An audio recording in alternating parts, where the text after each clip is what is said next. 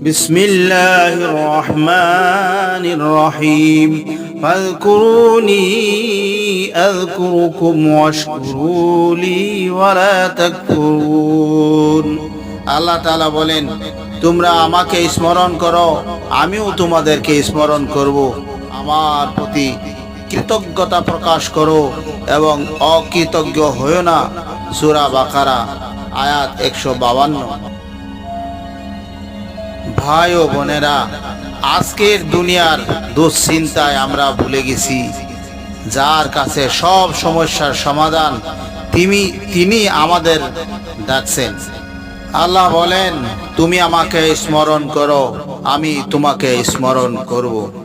কত বড় কথা! আমাদের জিকির, নামাজ, শুকরিয়া সব আল্লাহর কাছে গুরুত্বপূর্ণ। তাই আসুন আজ থেকে প্রতিদিন একটু সময় বের করে আল্লাহকে স্মরণ করি, অন্তত একবার হলেও।